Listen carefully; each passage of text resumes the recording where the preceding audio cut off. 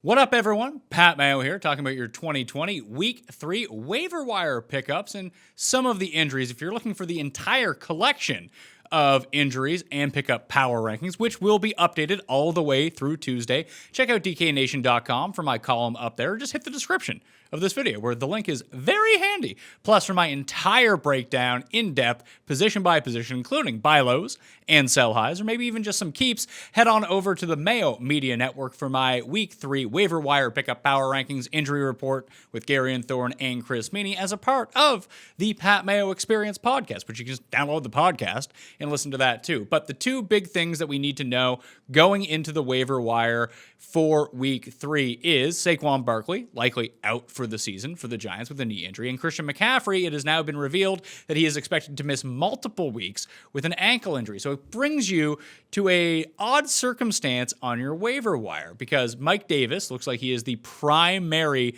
backup to Christian McCaffrey. Will he see 99% of the snap share?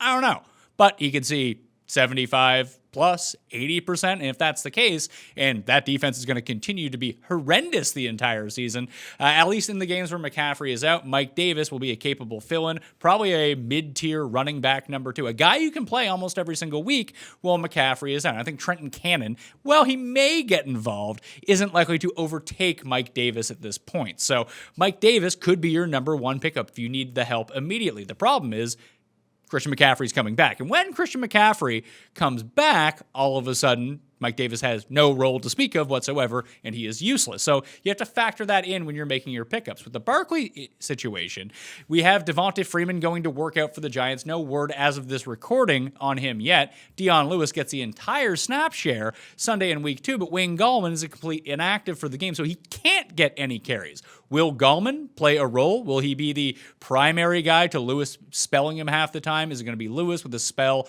of Wayne Gallman? Will Wayne Gallman not even be a factor? Will Freeman take over this role? I don't know. No one knows. If anyone tells you that they know at this moment, they're lying to you. So you can go spend all your fab money on Dion Lewis, and that could be the move because it's short-term versus long-term. There's more risk in trying to figure out who the primary back for the Giants is going to be. As with Mike Davis, he's going to be the guy, but he might only be the guy for 2 weeks, and then he's back to the bench, so that doesn't really do you any good for the long-term. If you want to roll the dice, Dion Lewis is the pickup over Gallman. What you might want to do is, even if you have Barkley or not, like having one of these guys to be a solid running back to flex play every single week is going to be huge. But if everyone's going to go gung-ho and spend all their money on Dion Lewis, maybe sneak in a little bit of a $2 bid, $3 bid, even if you're at the back end of waivers on Wayne Gallman. Is he going to get the role? Like I said, I don't know, but that's the thing. You don't know. You might be able to pick up the lead back in this offense on a gamble for relatively low risk instead of just blowing all your money on Dion Lewis. You may have to go the Dion Lewis route if you're hurting at running back for the long term for the season. But at the same time, if you don't desperately need the running back, you should still be looking to improve your team, and you can do that through Wayne Gallman. So it's a really interesting situation. Check back on the rankings or on Tuesday's Pat Mayo Experience. Hopefully we'll have more information by then, and Jake Seeley and I can really go break that down. But those are the two big ones. Other than that, if you're just kind of treading on the waiver wire, Joshua Kelly is still a viable option. Obviously, I would prefer Justin Herbert be the quarterback than Tyrod Taylor, although Anthony Lynn says he might go back to Tyrod if Tyrod is healthy, so that would be a terrible situation. But Kelly is worth owning, as is Daryl Henderson at this point. In deeper leagues, Myles Gaskin is never anyone you want to start in your fantasy league. He's not even really good bench depth because you'll never want to start him. But if injuries have crippled you in a deeper league, you can do worse than Myles Gaskin, who is playing on Thursday night against Jacksonville for this week, but he's someone who's playing over 50% of the snaps for the Miami Dolphins. He's getting his goal line work taken away from Jordan Howard. Matt Breida is still involved, but he's still the guy if you need like a floor of 10 PPR fantasy points. Unfortunately, he's your guy at the moment. That's not a great situation to be in. At receiver, Robbie Anderson, Russell Gage, Michael Pittman. Those are my top 3. They're all available. Generally speaking, you can find one of them to go to. If you're looking in deeper leagues down the list, if Cortland Sutton's going to continue to miss time, he had the shoulder injury, now he has cramping issues in his leg. KJ Hamler, the rookie, saw 7 targets, mostly all from Jeff Driscoll in week 2. So going forward, they don't play the Steelers every week, which is positive news for the Broncos. Hamler is someone that you could potentially sneak through. Zach Pascal is another one. And Brian Edwards for the Raiders if they continue to deal with injuries. In the receiving core, Tyrell Williams already out. Nelson Aguilar, I mean, maybe he got hand replacements and maybe he can catch now. Who knows? But eventually his dropsies are going to catch up with him. Brian Edwards played a ton of snaps in week 1. Didn't do much with him. That's why he's available on the waiver wire. But those are upside stashes or in deeper leagues. Guys you can pick up as your wide receiver 5, and hopefully they develop into something at the moment. At tight end, if you have one of the very top tier tight ends, you may consider trading one of those guys, only because there is a bounty of pick-upable tight ends right now.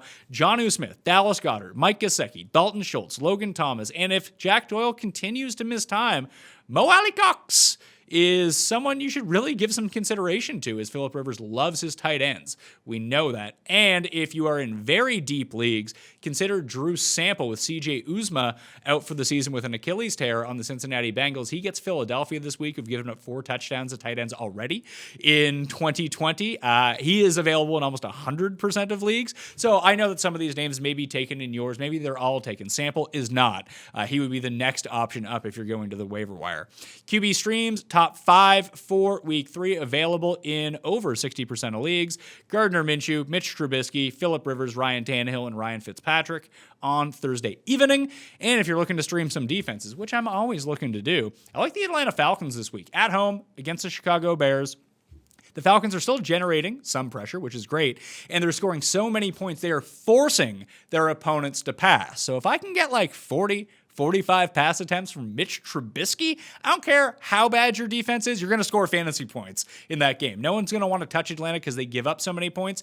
Don't be concerned about that when it comes to fantasy. You're looking for pass attempts against, pressure on, that leads to sacks, that leads to turnovers, potential touchdowns. Atlanta number 1, Washington, Tampa, Indy, Arizona, and Philly at home against Cincinnati in my streamable defenses of the week. Again, check the description for my updated waiver wire pickups.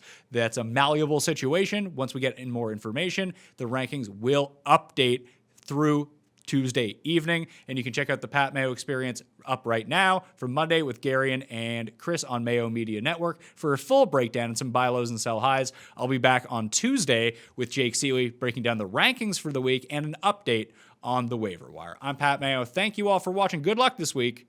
See you next time.